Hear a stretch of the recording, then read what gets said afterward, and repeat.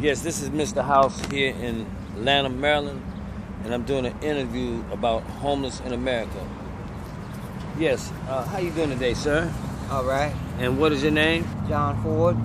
And I want you to have something to say to America about homeless. I mean, are you homeless right now? Yes, I am homeless. I've been homeless for the past year and a half, and I just don't understand why the government does so much for the people overseas that's sick and unable to do for themselves. But here, right in the United States, we have people that's sick and has certain disease and disabilities that we have to fight with the government just to get a little income to help us live, and then it's not enough sufficient income, but they always sending so much money overseas to help the homeless people over there, but the homeless people here in the United States, right here in Washington, D.C., the nation's capital, is sleeping on grates, over hot steam grates to stay warm in the winter, and during the summer, under shade trees in the park, but the police run them out the park because there's not supposed to be no homeless people sleeping in the park. But what are they supposed to do when they don't have a place to live? You can't just stand up in the middle of the street and sleep. Yes, I understand that. So, what do you think about the work ethic of America now? What the majority of people that's out of work and who has work now? As I stand around day from day, panhandling, and try to make it through day to day, it's just people always tell me it's work out here. Go this place, go that place. But if you don't have qualifications, if you have a criminal background, you have to fight with that.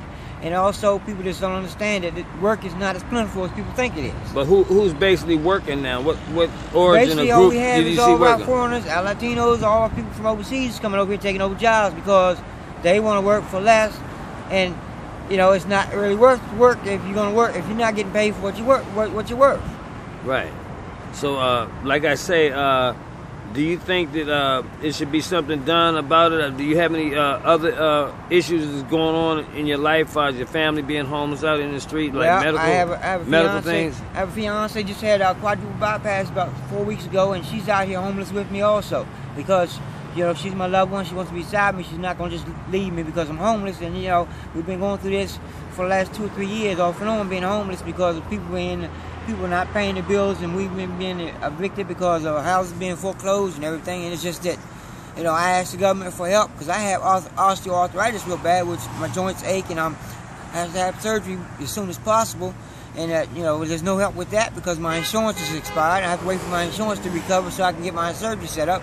It's just an ongoing battle of being homeless, and nobody wants to help you.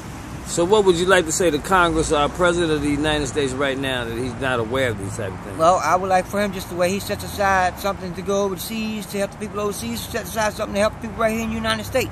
Some kind of federal grant issue.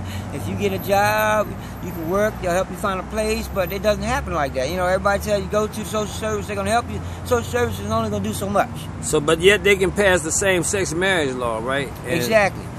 And explain that with the way you feel about that. I don't agree with that.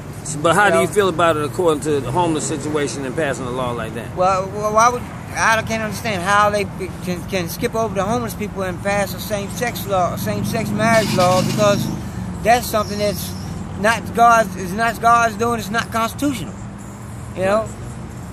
So I'm so glad to talk to you right now, and we'll get back with a second episode, and basically maybe you can show us certain areas of where you might be at homeless in your condition. Okay. So it's very nice talking to you today. It's nice to have you talk to me. Wonderful day, and I hope America can see the situation that we're going through and how this country needs to gear towards putting their money towards the right purposes. Exactly. All right. Thank you, and have a nice day. You too. All right.